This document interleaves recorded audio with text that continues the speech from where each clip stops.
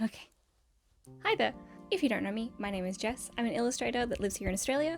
I get asked all the time over on my Instagram about watercolors and how I use them and how to use them. It's always a bit of a tricky question because just like drawing, everyone will have a different way of painting, a different painting style. So while this isn't a full-on tutorial, I will be walking you through how I use watercolors and also some tips and tricks that I wish I had known when I was first learning how to use watercolors. If you don't know my stuff, this is the kind of thing that I make with watercolors. I tend to do very illustrative stuff. I usually incorporate the use of fine liner pens, sometimes a bit of gouache and that kind of thing. So if you're interested in seeing my process, let's get started. Alrighty, we will start with materials. For paper, I use Arches watercolor paper, 300 GSM, and the medium grain is my favorite. If you're buying your watercolor paper for the first time, I do recommend at least a 200 GSM or higher. The GSM is essentially how thick your paper is, and when you're using watercolor, you're gonna be wetting the page a lot. And so it's really good to have something that can take that. I also recommend that you actually get paper that is made for watercolor. You don't necessarily want to get a drawing pad or something like that. It might work for you, but this is my recommendation. If you're needing to budget, which I totally understand because sometimes when you're starting a new hobby or something especially like paints, it can be a bit pricey getting all of your materials from scratch. I would personally recommend good paper first, or at least decent paper. It doesn't have to be top of the pops. It doesn't have to be 100% cotton, 300 GSM. Just something good, something made for watercolor with at least 200 GSM. I think this should take your priority over something like expensive paints. If you have, say, really good paints, but not so good paper, you're going to find yourself having a hard time using those paints. You can overwork the paper can warp a lot more, your colors just might not sit on it right, and so you spend all this nice money on nice paints, but they don't sit on the paper right. And so a good paper is very important. For my paints, I use the Winsor & Newton watercolors. They come in tubes and I put them into a folding palette I have. I know, I know, it's disgusting. It's a mess, I know. Alright, listen, one side's watercolor and one side has gouache in it. If you're buying paints, watercolor paints for the first time, you're going to find in the art store that you generally have two options. One comes in tubes and the other one comes in palettes. I think it's kind of personal preference. I kind of ended up doing both in the sense that I bought the tubes, but I've put them into a palette. I just personally find when using dried watercolors, because they're watercolor, right? They're water activated, you can reactivate the paint once it is dry. I just personally find I get more control over the amount of paint on my brush when I'm using it in a dry form rather than straight from the tube, but that is just my personal preference. I also kind of like with tubes, you can make your own palette, you can choose your favorite colors, you can choose what colors you would like. If you're starting from scratch, it can be good just to get your primary colors, your yellow, blue, red, and then white. And I know this is controversial for painters, I'm sorry, and black.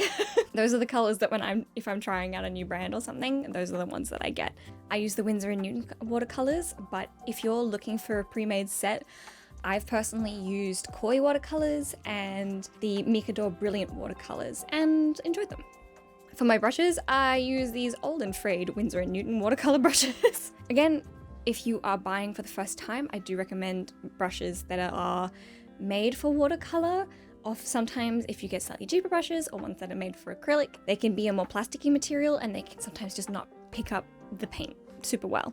I also personally prefer round shaped brushes. Some people use flat ones. So whether you prefer round or flat or a mix of both, it's important to have a bit of a size range so that you can cover large areas if you need to with big washes, or you can do itty bitty details. If you have the budget and you need just some basic brushes, I would recommend a large flat or a large round one to cover large spaces, a kind of medium-sized one that you can get most smaller things with, and then an itty bitty detail brush. I also use the Sakura Pigma Micron pen in a variety of sizes, depending on what size the illustration is that I'm making, but I mostly use the 0.5 and the 0.3 size. Whatever pen you're getting for this, the biggest thing is to make sure that it is waterproof. If you don't get a waterproof liner, you're going to line your stuff and then you're going to go paint it and it's going to bleed everywhere and your progress will be ruined. So please just check on the pen whether it says that it's waterproof or not, and then you're good to go. And then lastly, I do use masking tape to usually make some nice clean edges around my painting. Mine is from Muji. Okay, and now we get to paint. So Step 1 of my process is I prep my paper. I'm going to decide what size paper I want. I usually work in A5 or A4. Add your masking tape. Please, I beg you, de-sticky your masking tape. And if you don't, if you don't know what de-stickying is, I don't think it's a very professional term, I know. You really don't want to put your masking tape down and then at the end of the painting go to peel it away and it takes your painting with. I've done this before. It's devastating. Just sort of press your fingers into the sticky side until you feel that you've taken away most of its stickiness, but you still want it to be sticky enough that it does stick to your page. And then once I put my masking tape down, that's when I do my sketch. I personally use Prismacolor Color Erase pencils. I just like doing my sketch in colored pencils. I don't know, I just often find that no matter how much you erase your sketch, it will still be showing underneath. So if it's going to be showing underneath, it may as well be a fun color. Alrighty, step 2. This is where I will be outlining whatever characters or whatever I think is important in the illustration. This will usually include, things like I said, things like characters and anything that's in the foreground that I want to pop out a bit more. And then once that is done, I'm going to completely erase my sketch as much as possible. And then step 3, get to coloring. If you've been using this as a tutorial and you're up to step 3 now, congratulations, you've made yourself a coloring page. This is definitely my favorite step and it can be super relaxing when you've outlined everything, and sometimes that's a bit stressful because if you make a mistake, it's too bad. And now you just get to color and make it fun. Watercolors are all about layers, which is a process that I personally just keep quite simple. This is definitely where you'll see a lot of people's painting styles shine in how they actually use the paint themselves. Generally, my first layer will be flat colors or a wash, but here's the thing, I say first step, but as you'll probably see from my process, I hop around the place. As different parts of the painting dry, I'll then move on to another part of the painting and then come back to that first part once that part has dried. So I'm kind of roughly putting these into stages, but it doesn't quite work like that when I actually paint. So basically, roughly, there will be a wash or flat colors, and then there will be shading. I'll add things like shadows, extra layers, and layers in the background. Say, if you want a forest, you'll add more and more trees and that kind of thing. And then the final step will be adding the little details, things like blush, little highlights if I want to add any highlights. Just generally putting those last little bits and pieces in to make the painting feel complete. While you're painting, it's really important with watercolor that unless you purposely want the paint to bleed, which sometimes, hey, you do, unless you want the paint to bleed, you need to wait, you need to be patient for the first layer to dry. I know, it's hard, it is. But I think as well that if you don't let your paints dry, you also start to risk overworking the paper. If you've got wet paper and you're going and going and going at it and you're scratching away at it with a brush, the paper's just not going to be very happy. So be patient, add your layers, but let them dry beforehand before adding more layers. Oh, that's something I should mention too, of course. Because watercolors are translucent, with your layers, if you've learnt with acrylics, this is gonna mess you up, I'm so sorry. Watercolors, you want to go from light to dark, not dark to light. Because they're transparent, if you put a dark layer first, and then try to add a lighter color on top, you're just not going to see the lighter color. So you will have to do some pre-planning beforehand for what colors you want to happen and what kind of layers you want to happen as well. And that includes things like white. You have 2 options if you want white in your watercolor painting. One is to use gouache, like sometimes I do, and that you can add on at the end. Or 2, if you want it just to be pure watercolor and you don't want to add in a mixed media, is to leave the paper. This means while you're painting, you're making sure that you're not painting particular areas. You're leaving them completely blank. You can either do this by just being really careful, or you can use something that's called masking fluid, which is where you put it down beforehand, you let it dry, and then it's kind of like a rubbery surface that repels the paint. So you can paint over the top of it, nothing happens, and then once your paint is dry, you can peel away the masking tape and voila, the paper underneath is untouched. It's basically liquid masking tape. When I am done my painting, that is when I add my signature. You peel the tape, which is extremely satisfying, and you're done. You have a painting. Like I said, everyone's process is going to be different, so it's a little bit hard to describe mine because even mine changes, but that is a rough look at the process of my painting. Some general tips and tricks, especially if you are learning watercolors. Use lots of water. I know that sounds really silly because it's watercolor, but you would be surprised. I've run a couple of watercolor classes before, and you would be surprised how many people are afraid to use too much water. I think oftentimes if you've learnt to paint with a non-water soluble paint, say acrylics or oils, it feels weird to water down your paint as much as you do. Like with learning any new hobby, any new painting, any new skill, anything, I obviously recommend that you practice. This is huge. I know it kind of sucks to be like, how do I get good? You go to practice.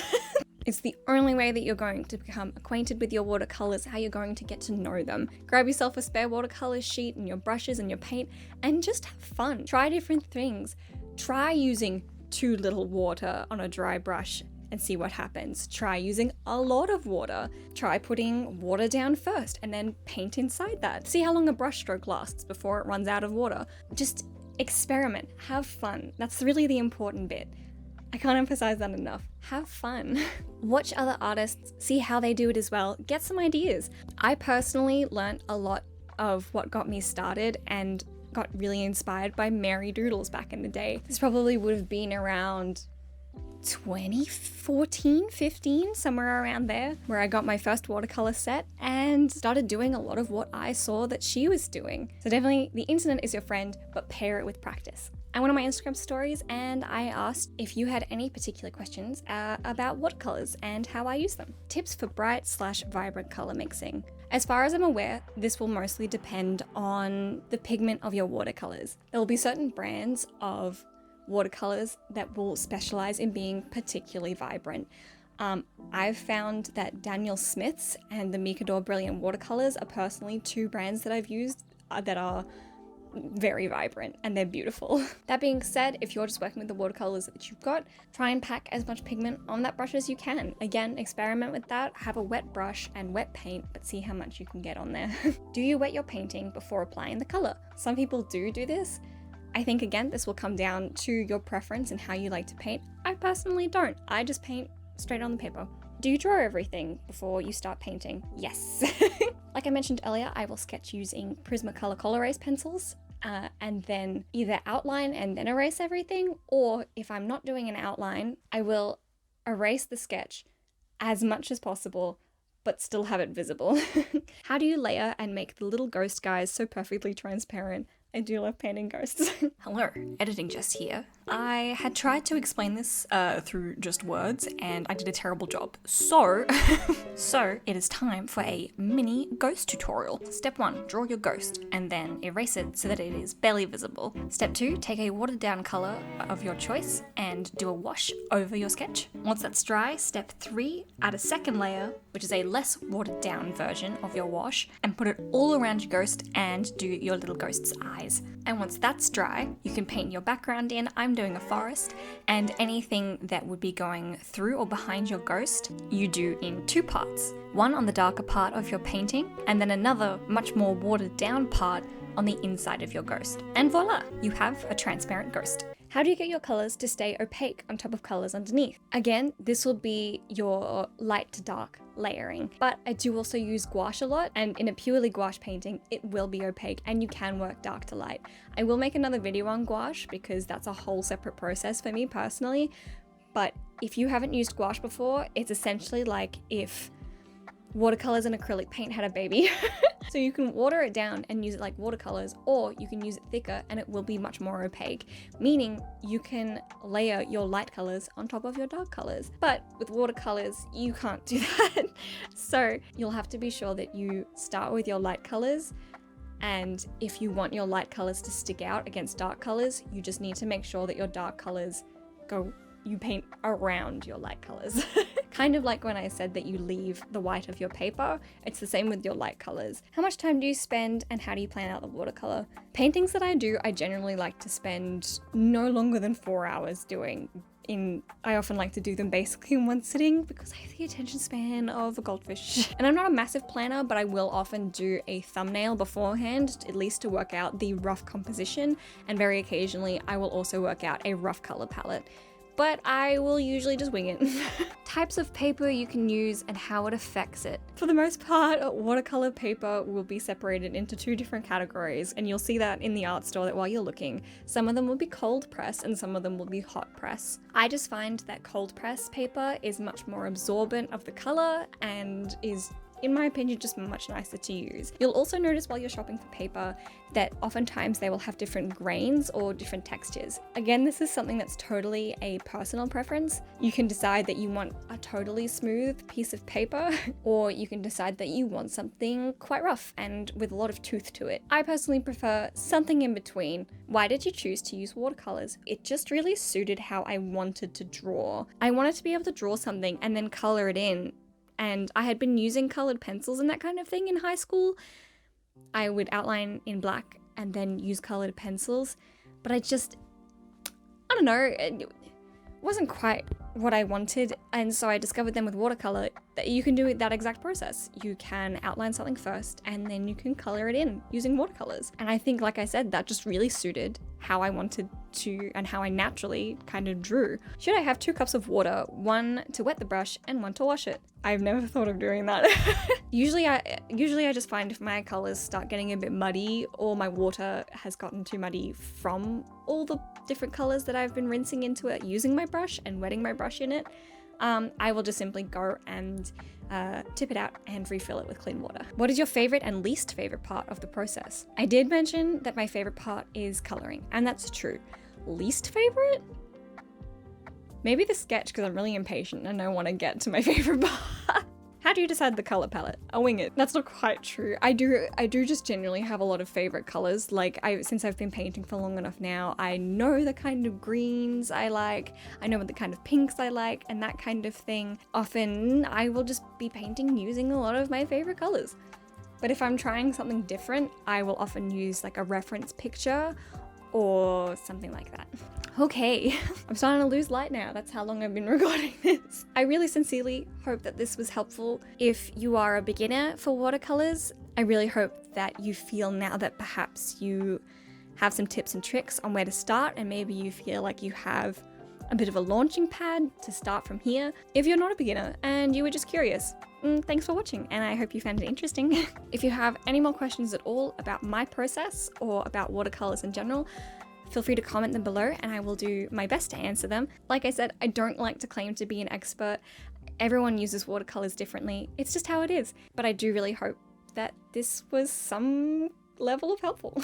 Thank you so much for watching and joining me on this video. It's been a long time since I touched this YouTube channel, but I'm really hoping to upload more. Why are words so hard?